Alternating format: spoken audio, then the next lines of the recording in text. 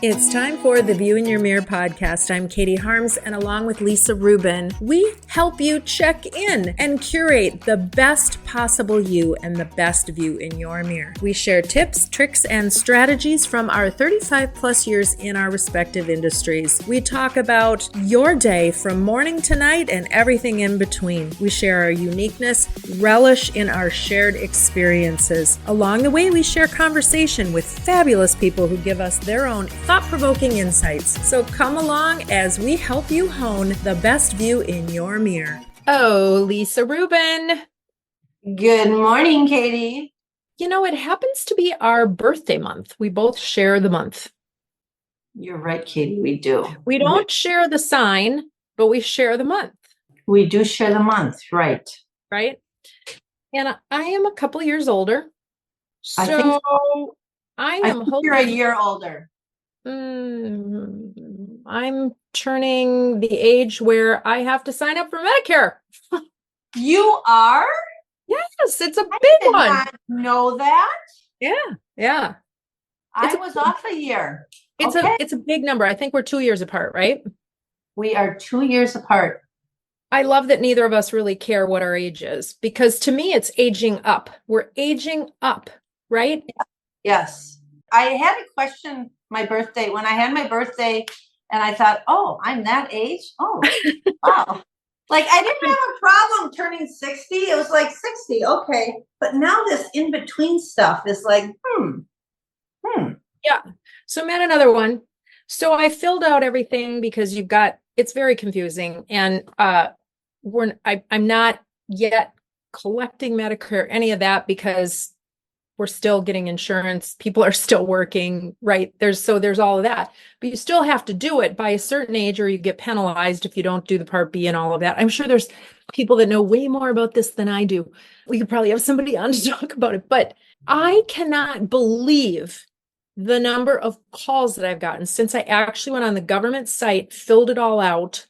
My phone has been ringing nonstop with numbers that I don't know, and texts that come in saying, oh, you've asked for a quote on Medicare Part, and I haven't. So between blocking and deleting, it's been practically a part-time job doing that.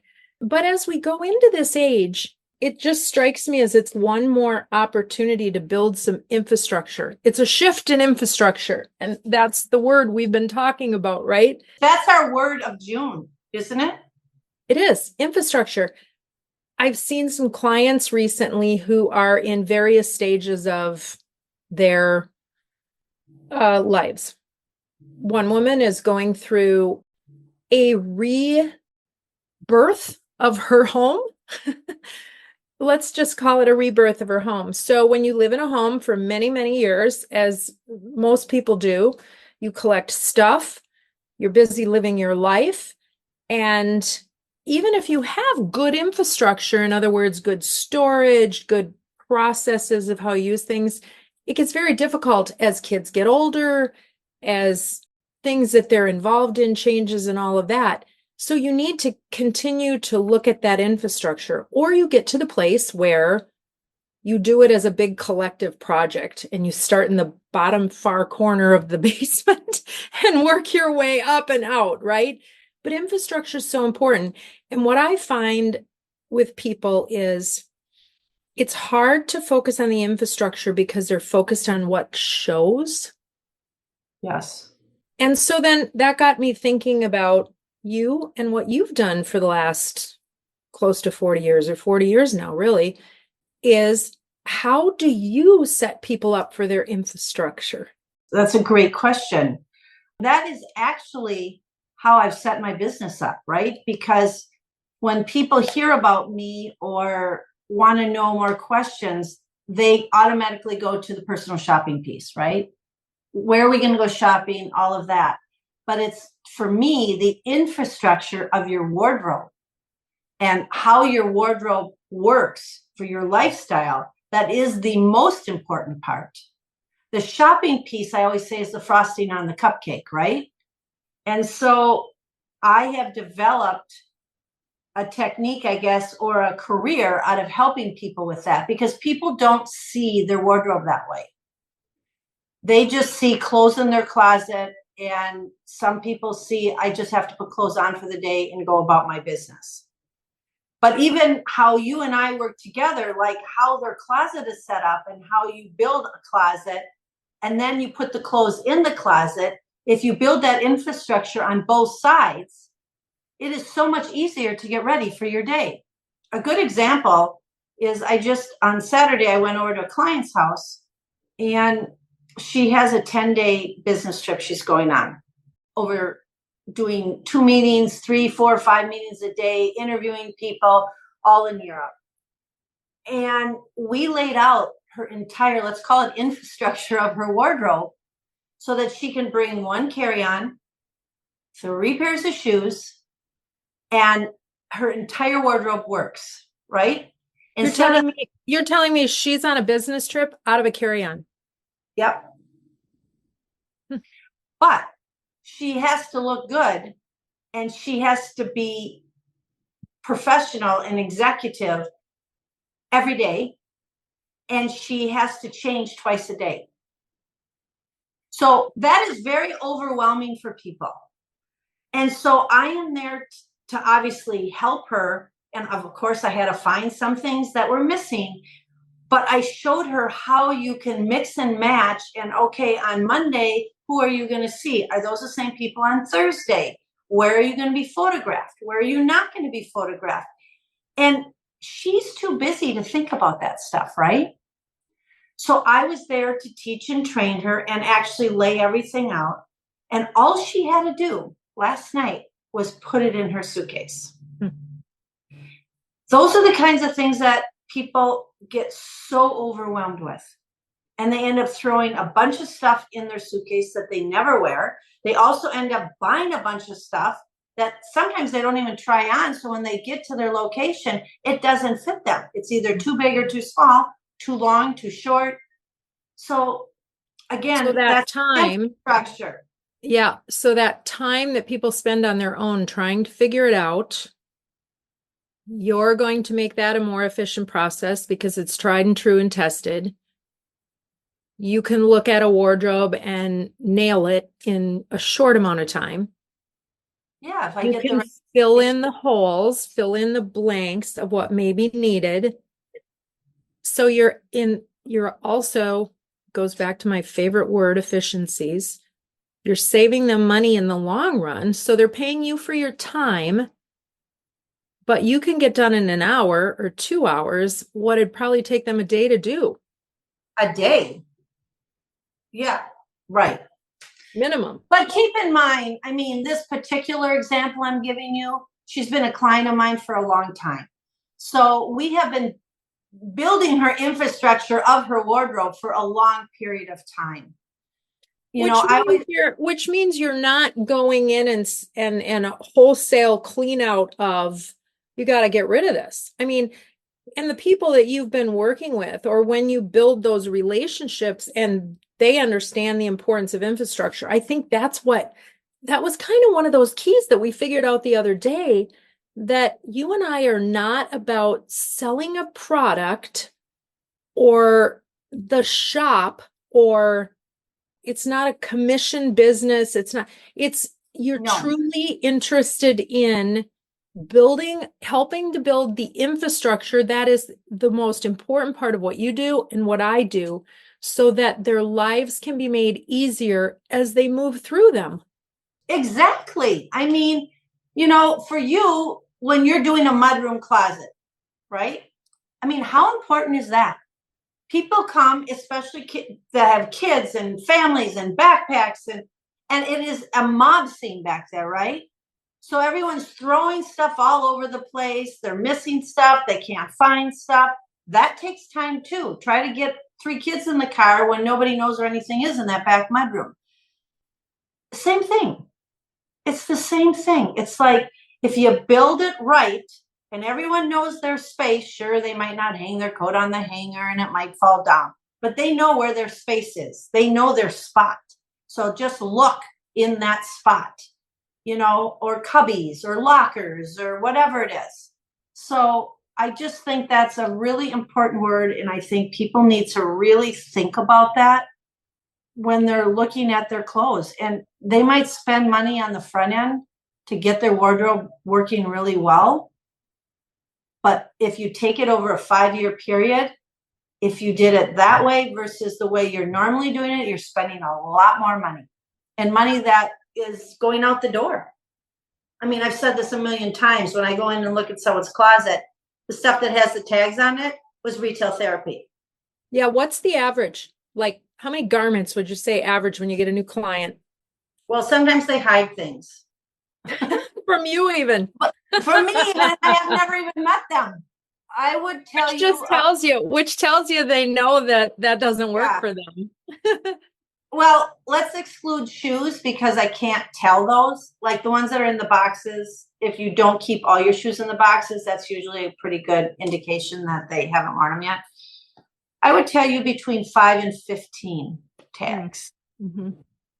And I think adding to that, then the idea of, if you can't see it in your closet, things can get hidden a lot easier. So if you've got an organized space to work with, it's surprising how much less you need and how much easier it is to put it all together. Yeah. And if you have a working wardrobe, it does, when I meet with someone for the first time, everyone's very nervous. I don't care if you're a man or a woman. But when I start doing my thing and start building an infrastructure of your wardrobe, they settle down. And I did a gentleman the other day, and we were virtually, he was so nervous, and I start doing my thing. And at the very end of it, he goes, okay, so now what? I said, I've just given you 25 new outfits to wear with your sport coats, your dress pants. The only thing you need in your entire wardrobe is a black or navy sport coat. Done. You don't need anything else. And he just looked at me. He didn't even know how to respond. And he's like, I think the expectation is this is going to really continue to cost me. Exactly. And it shouldn't be that way if it's done right. And I think for me, I go into a lot of places where they've met with other consultants, or they've had some plans, or, we all see the real pretty looking closets or on the internet, on Facebook or whatnot. And we go, ooh, that looks really great. And of course, I'm looking at them going, well, I would never do that because that doesn't work there. That doesn't work there. And that's way too much stuff in that space. And once you get your things in there and all that, right? So my mind is working in a different way. And what I constantly teach and train people to use, a terminology you use, is less is more. If it's done right, you don't need all the product. There's bells and whistles that are fun that everyone likes to have, but some of those are not very expensive either, like garment rods that come out so you can hang your clothes and see, lay out things that are packable or things that are, you're wearing for the next day, those types of things. But it's not, you're going to want to put some money into it if you've got a space that gives you the ability to dress out of your closet completely. Like I met with a client recently she just wanted some shelves, and she was going to put her socks and underwear and things like that in baskets on the shelves. And I'm like, why are we not looking at drawers? Because you don't want your dress, so why are we not looking at drawers? You may want to add drawers just because it's so much easier to use, but you can do it all within the confines of that space. If you're looking to buy new furniture, think about your closet first before you buy the furniture, because what you might need for furniture in a bedroom is much less than what you could accomplish in the closet. You can spend your money more wisely. So, and this is especially true when people are downsizing and maybe the bedrooms they're moving into is smaller because of the size of the space, but maybe that's where you really want to max out the closet. And you're looking at people who are going through transitions as they're coming from their big corporate jobs into. So now you're looking at, what are you keeping out of that wardrobe and what are you shifting? So it's all the infrastructures that you're building that's so important. And Lisa, we're going to switch gears, but we're going to continue to talk about infrastructure with our next guest, Amanda Brinkman, the host of Small Business Revolution, which is an Emmy award-winning show, and you can catch it on Hulu and Amazon Prime. She is working on all sorts of new things. She has Sunshine Studios. She is working on the purpose pursuit, how we identify what our purpose is professionally and personally. And the reason we want to talk about infrastructure is because in a recent article in Twin Cities Business, Amanda talked about missing her corporate job. And I think part of that might be missing of infrastructure, and then how you set that up when you're going in different directions. So let's welcome Amanda to the podcast. Amanda, we are so excited to have you. And as we were coming on and we were seeing fireworks on our screens, I said, fireworks follow you wherever you go. I just feel like there's a level of energy and excitement that does follow you wherever you go. So we want to know, has it always been that way? Oh my goodness, it might be one of my favorite compliments I've ever received. Thank you for saying that. And here Zoom just started it out for us. No, I don't know. I think it's interesting. I do feel like since I was a little kid, I've always kind of understood that our role as humans on this planet are to like make each other's lives better.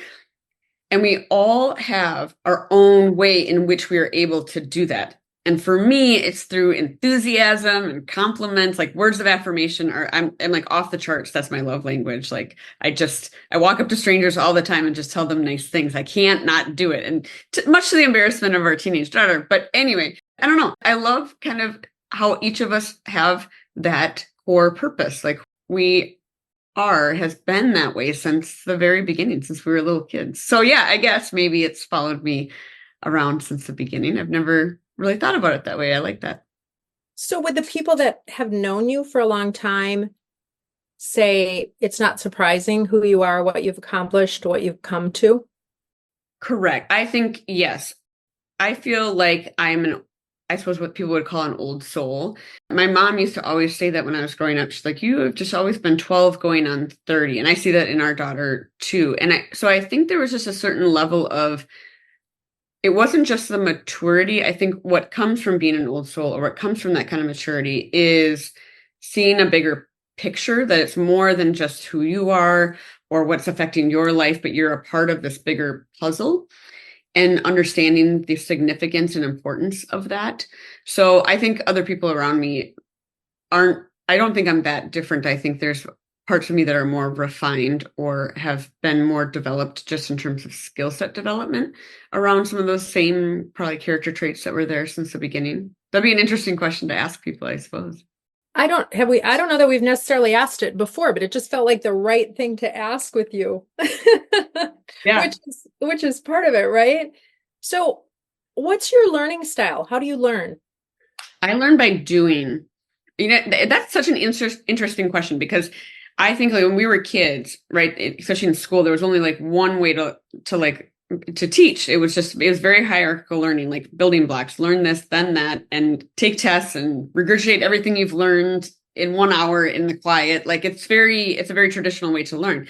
And I'm really impressed with our educational system and just our own capacity for understanding how different humans can be in terms of how they take on information. And so I love to hear enough of an overview where I know where I'm headed.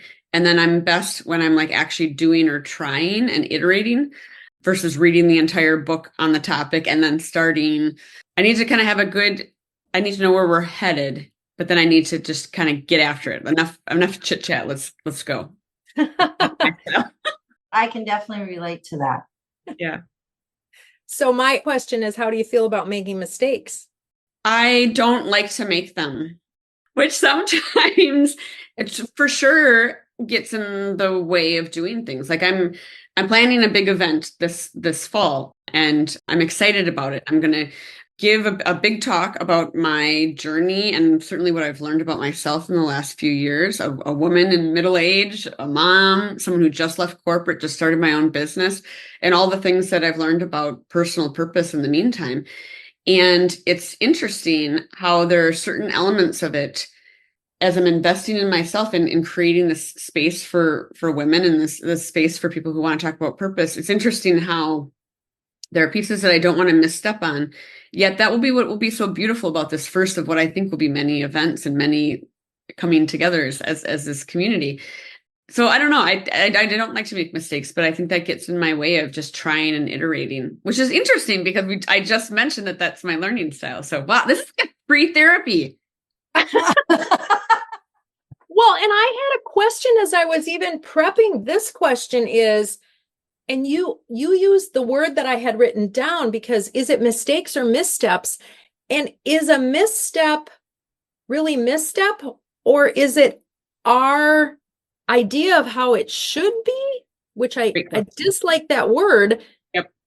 And it leads us to doing something differently. Like there's the norms of in everything, right? Mm-hmm. And we're indoctrinated into thinking different ways of how it should go. But then maybe when you're building this, you're building it differently by taking different steps. I love it. I love it. I heard something the other day from Dr. Langer. She's a professor at Harvard, a doctor who is one of the mothers of like the practice of mindfulness, wrote a book back in the 70s on it.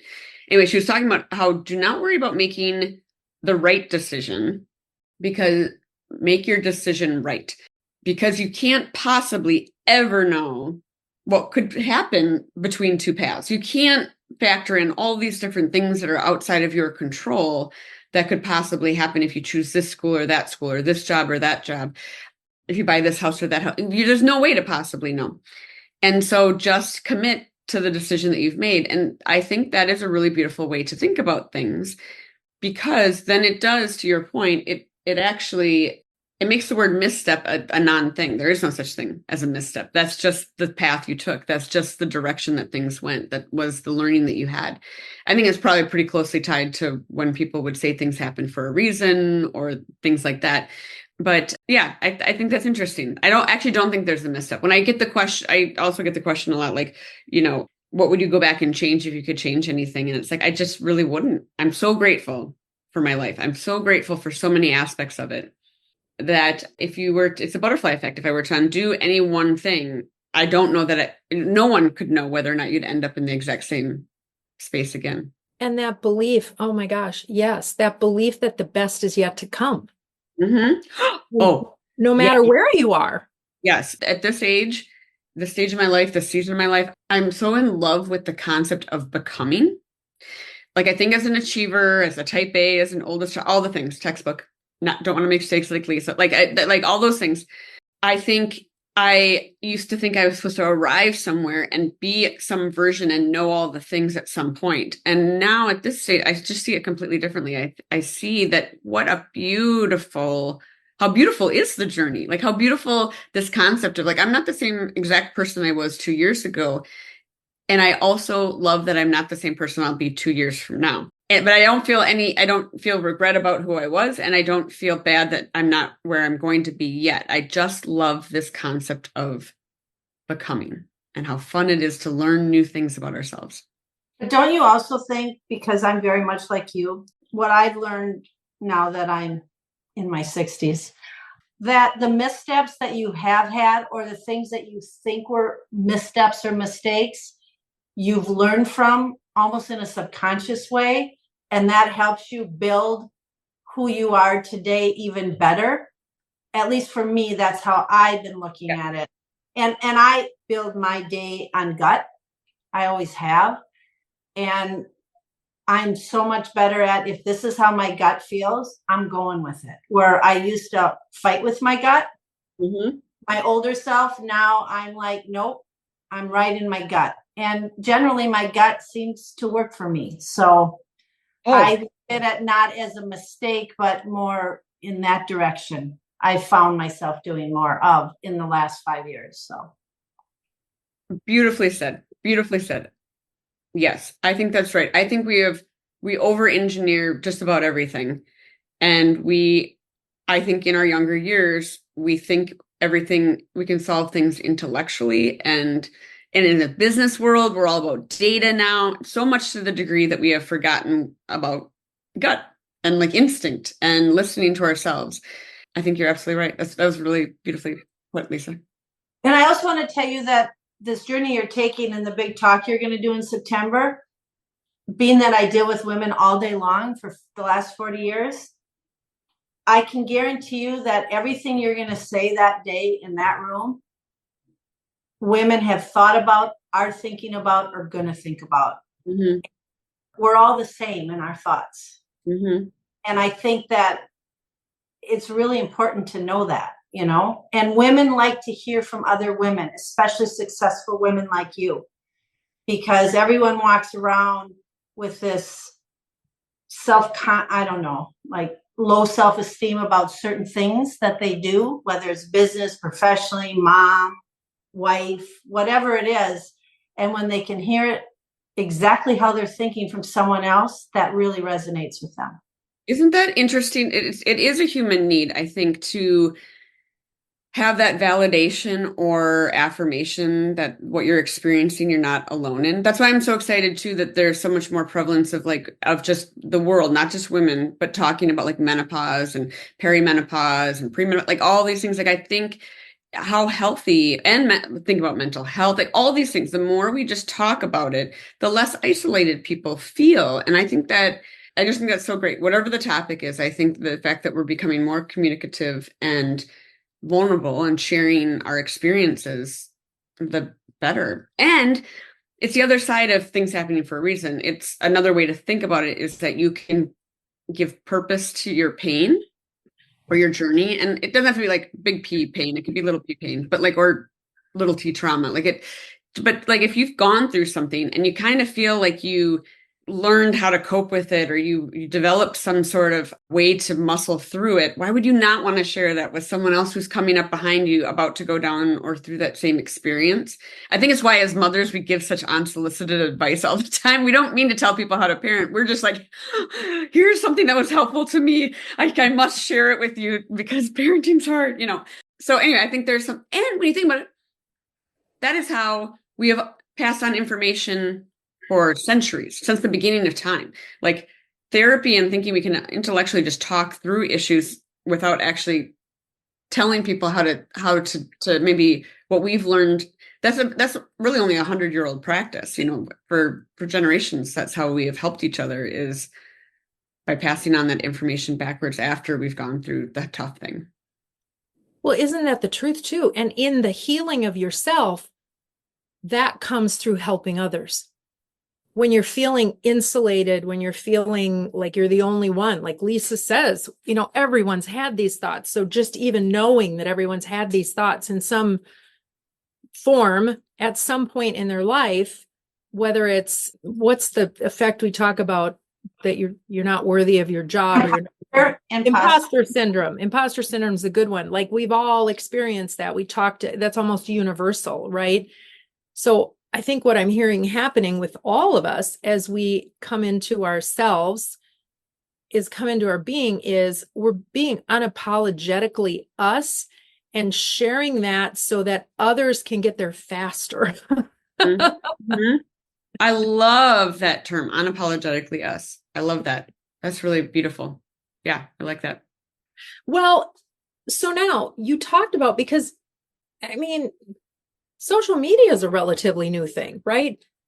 And all of our lives have been made easier because of social media, but also more difficult in ways, right? And as you're building your business and as you're building what's coming next, how do you balance that out? How do you keep that in mind? That you would have no way of knowing it, but that is the question. That is the question on my heart and mind right now, like so intensely, because as a speaker, my livelihood is I speak, I give this purpose pursuit talk. I'm out at companies and conferences. I should, and I'm using air quotes, there should be posting about it all the time. If I look to my peers, other speakers, other creators, other authors in this same similar space, they're, you know, doing a video every 2 days. They're posting about it all the time. And I, at the same time, have worked really hard in real life to create this lifestyle that isn't so go, go, go. I loved when I was hosting and producing a television show. It was a lot of fun, but it was a lot in all the other ways. It was my whole life, both personally and professionally. And I am right now in this season of my life just trying to create a different version. I'm trying to have some time affluence. I'm trying to actually do the things that I preach about, like, or talk about, like, having time for your life to speak to you and having time to reflect and listen. And so if I am practicing what I talk about, then that means I kind of can't be posting all the time and paying attention to the engagement on a post and the algorithm and becoming kind of obsessive about that. Or else I've just created a new boss. I maybe left corporate, but I've reconstructed that same kind of accountability to a schedule that I was fleeing. And so it's interesting. I know I could grow audience faster, that I could be considered more of a capital I influencer sooner if I were to participate in the social media system or in the game. Right now, I just feel like I need to protect my ethos. Like, I really believe in this purpose stuff. I really believe. So I need to be practicing it myself. I don't know. And I also think, to add to that, something that I recognize is that people in our age group, let's call it, or people that have had a career or changing careers or doing something different, they're all very busy with a lot of things. And we did not grow up on social media. And so I don't know if the social media piece is always the best place to be. And I struggle all the time thinking about what else can it be for this age group or for this type of people. I mean, LinkedIn has been a good one. Yeah. And that is social media. But I find that so many of my clients who are busy, they don't have time to do any of that. So how do they learn about it? How do they want to reach out to you or to other people or to myself? And how are they going to know about me? And I feel like there's something new that's going to happen because there's so many, let's say, women right now in this category. I mean, I deal with this all the time. It's like, what could it be? Like, how could it resonate with everybody? And I don't know what it is, but it's something. Something's going to happen. Well, it is part of what I'm trying to create with this. I was just going to say, this is what you're creating. This is I know that. And that's why I'm talking to you about it. Like, exactly. My clientele are executive women, right? And so it's like, when they talk to me, I listen, like, how did they find out about this? How did they find out about that? I've never advertised for my business ever. Yep, I'm on social media. Yes, we have this podcast, but I'm all referral. So, But let's take the podcast too, because for us to grow to 26,000 downloads, we really feel like it's been a quality. It's taken us 4 years to get there. But we can honestly say the feedback we get from people are real people who reach out to us. We're contacted all the time, as I'm sure you are. Oh, do this and you'll add 10,000 people here. You'll get more followers. Your numbers will look better. It goes back to the analytics that you were talking about. But our comment constantly to people that we're talking to is, we would prefer to grow by the quality of the people that we reach. That's more important to us than numbers. Yep. And it goes back to helping. And it goes back to what's in our hearts of why we're even doing this in the first place.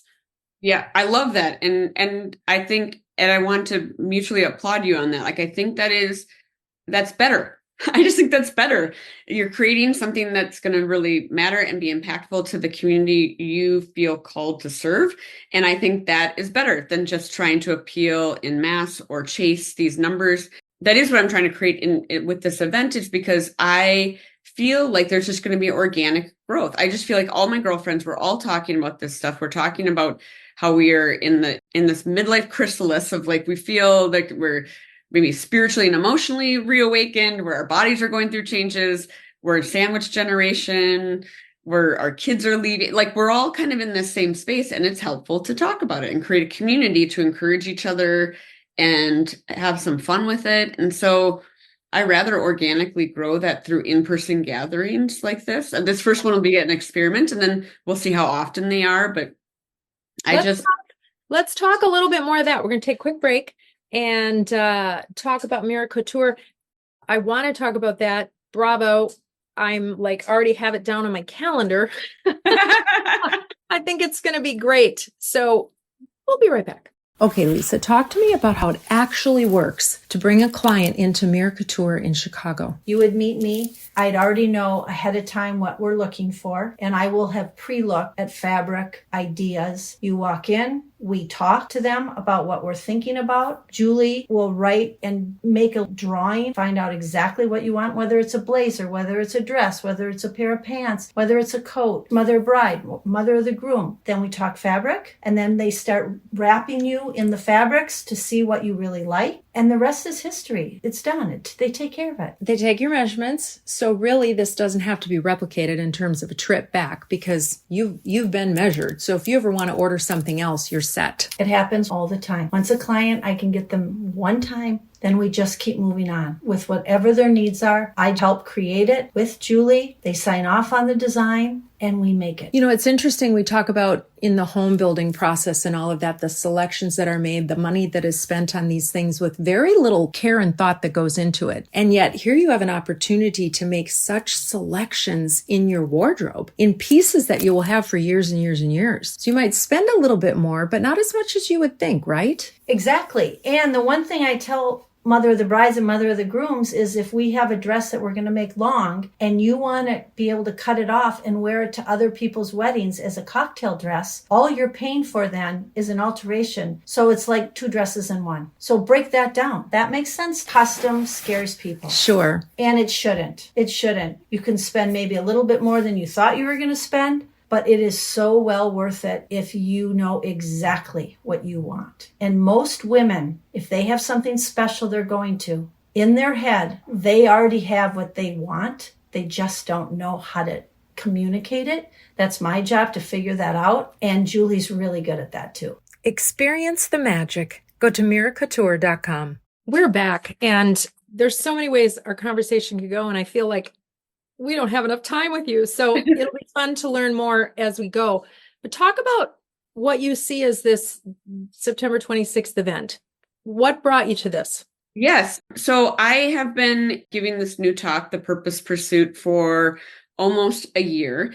And I give it a lot in companies. So all employee meetings, company retreats, things like that, kind of as a leadership and team building thing. And I love to do that. I love to do that. I feel a real calling to helping people in corporate where I came from, see purpose in their work. And that has been fantastic. So that's still a huge part of my work. But I also started to just, especially a lot of women were like, next time you give that talk, I want to hear it. But I'm always giving that at companies and in their private events, and they're in other cities. And so I thought, why not bring it home to Minneapolis, find a beautiful space that we're going to feel in community in. And let's talk about purpose, and let's kind of create community around this. And like we've been talking about, how do we affirm each other? How do we just help each other feel better? And I want to see where it goes. I think previous versions of me would have needed to say, I'm going to do this, and when I do it, it's going to be a quarterly or an annual, or I'm going to have I just think I'm going to let the event speak to us all. Like, where do we want to take it? Is it a regular thing? So what I'll do is I'll give my Purpose Pursuit talk, the extended version of what I've learned in the last few years around my own journey and leaving corporate and my personal identity at this stage of my life and some of those shifts. And I mean, honestly, I've gone on the retreats to the desert. I've tried I've done all the things. I've read all the books. I've listened to all the podcasts. And this talk is kind of my take on it all, my curation or Cliff Notes version of all the research that's out there around purpose and kind of my perspective on what I've read and researched in the last few years. So I'll share that. And then we'll have time for community and coming together. And then I'll interview two other female leaders about kind of how they've navigated change in their life and in their careers. And this aspect of being intentional about that second half of your career and how that's a real thing that we go through, around knowing that we have accomplishments and success and wind at our back, but then wanting to make very deliberate and intentional choices about how we spend our time in those next few decades, and talking to them about that. So, yeah. So it'll be the afternoon of September 26th at the Luminary Arts Center, which is a beautiful space if people haven't been there. I'm excited for it. It sounds amazing. Now, when we were on break, we were talking about giving ourselves pause, right? Talking about making mistakes and being okay with mistakes. We were talking about that in the earlier part. And you mentioned a word, curating, which it's one of my favorite words, because I think you need to curate your wardrobe. You need to curate the things in your home. You need to live with intention, which means curating your thoughts sometimes, right? What about curating social media and how that all affects us? Where do you see that playing a part in our need to do it right? Yeah, I think it's really hard. At every stage of my life, I think I've been affected by social media making me not feel as good at something, and I didn't recognize it at the time. Like when I was a young mom, just about parenting in general, I've just figured out I'm really, really good at parenting, like middle school. Like I'm really good at this age that our daughter is right now. And I wish I would have known that this was coming, my skill for this age, because when she was younger, I didn't feel as good at it. And part of what was making me not feel as good at it was social media. Like everyone else seemed to be really deriving a lot of joy from those toddler years. And I loved my child, but I didn't feel real good at those years. And I think social media kind of made me kind of feel that way a little bit, or I let it make me feel that way. So I think while social media was meant to be this thing that connected us and was community, I think it's actually quite an isolating tool. We're seeing everybody's highlight reels and we're not seeing the bloopers. And so it just makes us feel like we're not quite competing in the right way. And I think it was also originally set out to help us connect with our peers and our friends. And instead it's become very influencer led. So we're following people who are at the top of their game in things. And then we're kind of comparing ourselves to them in a way that doesn't make any sense.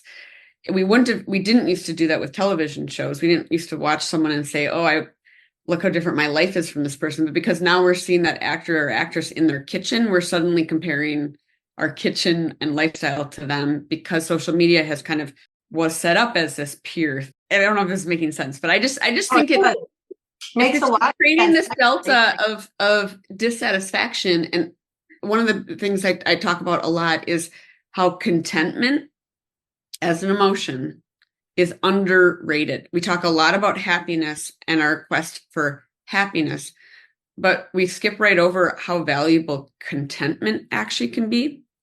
And when we think about what should be different in our lives, it's usually the delta between how we perceive where we're at now and where we think we need to go. And the fact that there's a gap there is what creates this dissatisfaction or unhappiness.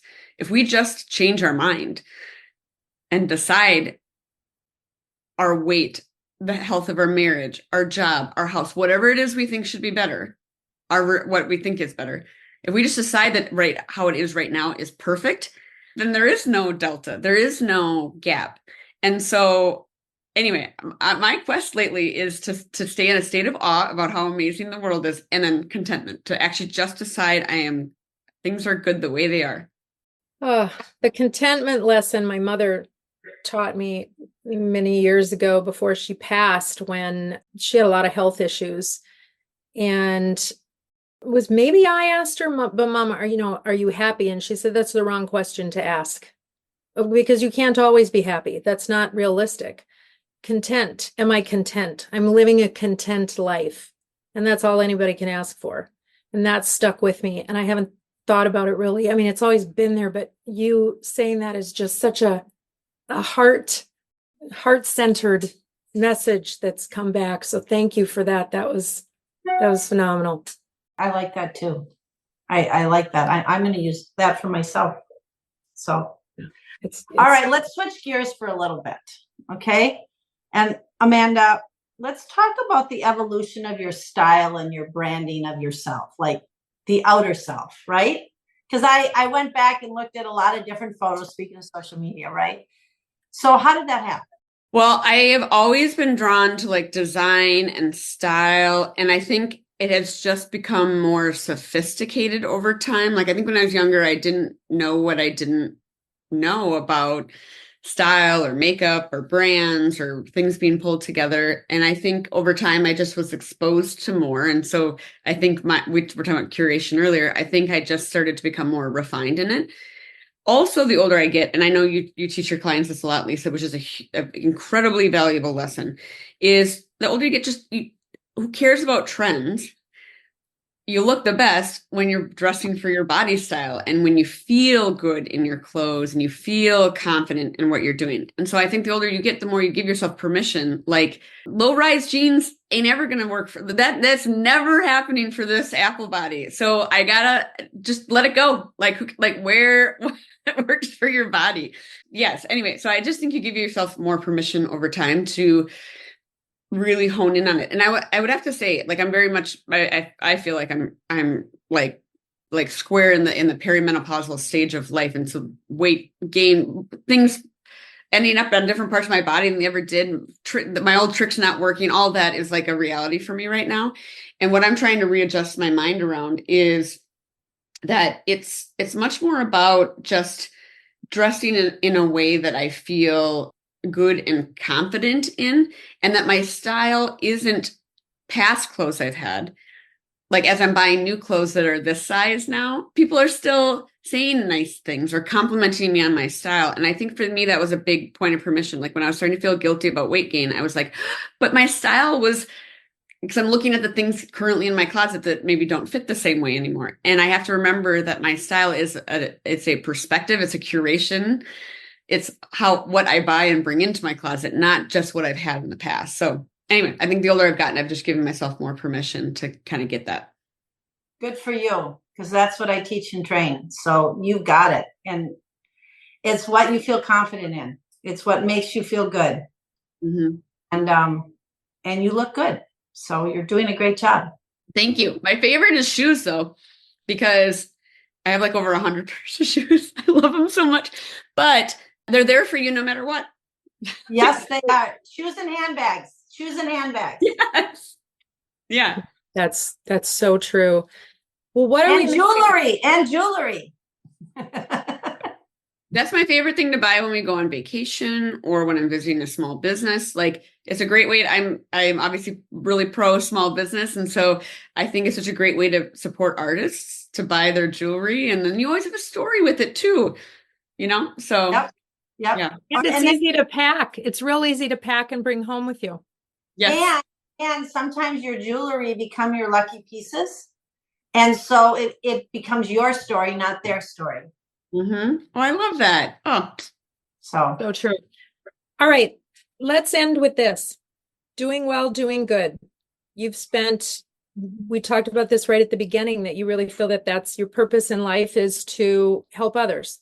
So let's tie this into your nonprofit. Oh, yes. I have had the great privilege of serving on a number of nonprofit boards over the years, and I have loved them all. But one that I have always really loved to have boots on the ground and actually volunteer at has been Special Olympics. Like I love working with the athletes. I get so much out of being able to connect with them and be a part of their participation and their athleticism. It's just brought me so much joy over the years. The summer games are my favorite. I love running the bullhorn at the award tent. I love the Special Olympics and what it stands for around inclusion and around how athleticism can lead to so many other delights and joys in life. And so I recently joined the Special Olympics National Games are coming to Minnesota in the summer of 2026. It's a big deal. We're really excited about it. It's going to be great for the state of Minnesota. It's going to be an inclusion revolution, we're calling it. It's going to be really, really fun. So I recently joined the board of the 2026 Special Olympics USA Games, and I'm very excited about that. And we're going to be hearing more and more about it as it gets closer, but we're excited to bring those games here to Minnesota in 26. Fantastic. And if people want more information, or I'm assuming they're probably looking for volunteers as well. Yes.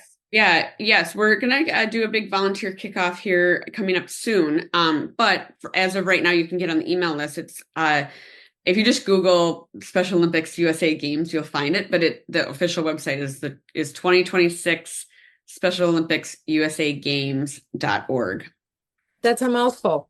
It is. But if you just Google Special Olympics USA, Perfect. That's fantastic. I hadn't heard that was coming here, so that's very exciting. And there's just so much goodwill around that always. It's amazing.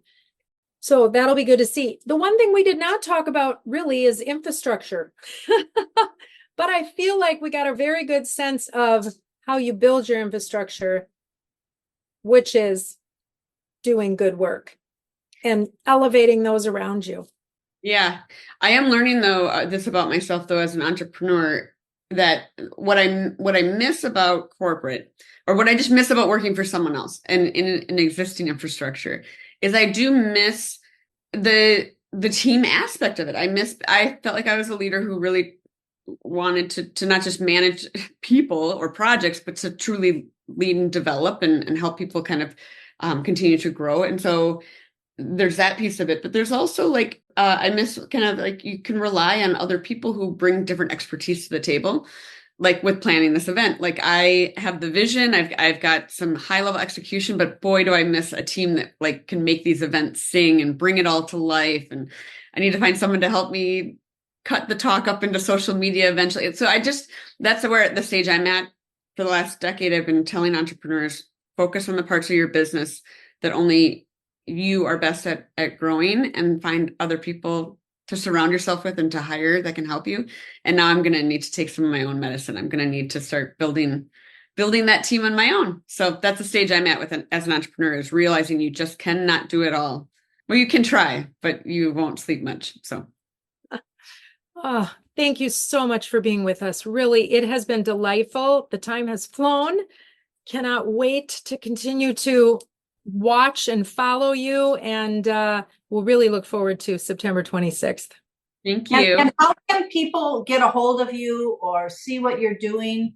Yes. Oh, thank you for asking. Yes. So my website is a great place. That's where you can sign up to be on the list to hear more about the September 26th event. So AmandaKBrinkman.com. The K is important. Or I'm very active on LinkedIn, and then Instagram is my other favorite, and that's at Amanda K. Brinkman as well. So AmandaKBrinkman.com or at Amanda K. Brinkman on LinkedIn or Instagram is where I'll be posting about the event. Thank you for sharing your view in your mirror. You're spectacular. Thank you. You are too. Thank you. But then I want to. Oh, okay, Lisa. Yeah. Deep breath. Exhilarating. Yeah, like I feel like the beginning and the ending, just fireworks in such a positive way. Really, just an enjoyable conversation. I really like Amanda a lot, and I wish her nothing but success. And it will be fun to attend her event. Yes, I've written it down. So I feel like the stars aligned. You and she could talk for hours on really just how she approaches, and everything she said could have come out of your mouth. that's true. I didn't want to say that, but yes, you're right. But doesn't that go back to the fact that we as women think similarly? And here's what's lovely about it. There's room in the space for all of us to be saying the same thing. And just as we were talking about with, really needing to talk about caution as it comes to social media and what we're listening to and what we're letting influence us. It's in every part. We need to start having these conversations with each other because we're all thinking it. Exactly. I say it all the time. It's like, and sometimes I'll say something to somebody, even, a new client that I just met, like I've never known this person, but something will come out of my mouth because I'm doing what I do. And they just look at me like, I never thought about that. Oh my God, that makes me feel so much better.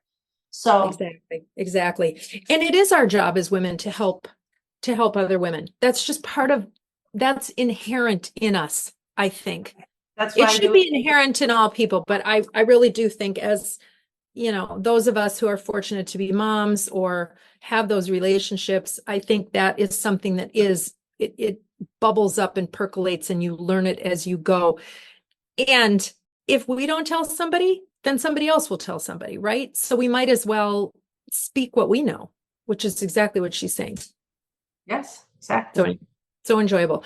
If anyone wants more information on us and all our wise words of wisdom, please look at theviewinyourmirror.com. We are on LinkedIn, we are on Instagram, we're on Facebook, and we appreciate, we're on podcast platforms, wherever you get your podcasts, and we appreciate the kind comments, we get the suggestions, and we can't wait to continue to bring you more interesting conversation.